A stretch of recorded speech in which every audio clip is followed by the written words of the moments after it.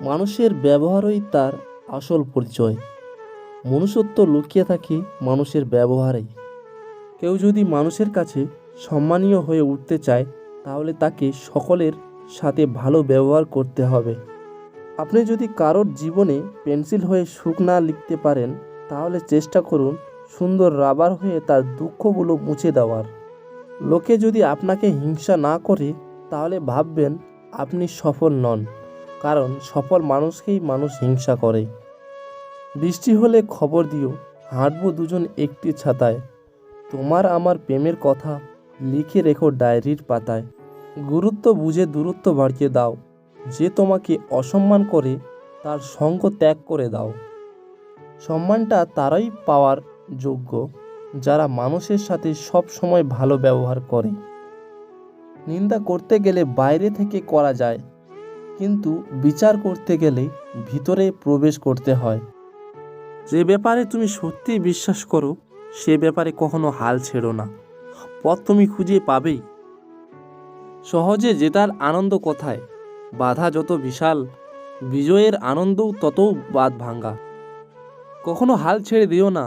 এখনকার এই দাঁতে দাঁত চেপে করা কষ্টগুলো তোমাকে বিজয়ীর খেতাব দেবে সারা জীবনের জন্য। আমি ব্যর্থতাকে মেনে নিতে পারি, কিন্তু আমি চেষ্টা না করাকে মেনে নিতে পারি না। কখনো ভেঙে পড়ো না। পৃথিবীতে যা কিছু হারিয়ে যায়, অন্য কোনো রূপে সেটি ঠিকই আবার ফিরে আসে জীবনে। যদি তোমার লক্ষ্য নিয়ে কেউ হাসি তামাশা না করে, তবে বুঝতে হবে তোমার লক্ষ্যটি খুব ছোট। কোনো কিছু যদি সত্যি তোমার কাছে গুরুত্বপূর্ণ হয়, কোনো বাধাই তোমাকে থামাতে পারবে না।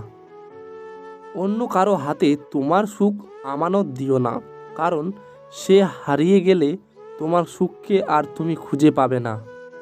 আমাকে ভুলে যাওয়াটা অস্বাভাবিক কিছু নয়। প্রয়োজন ফুরালে মানুষ সৃষ্টিকর্তাকেও ভুলে যায়। কেউ তোমাকে নিয়ে হিংসা করলে তাকে হিংসা করতে দাও, কারণ তোমার গুণ আছে বলেই সে হিংসা করে।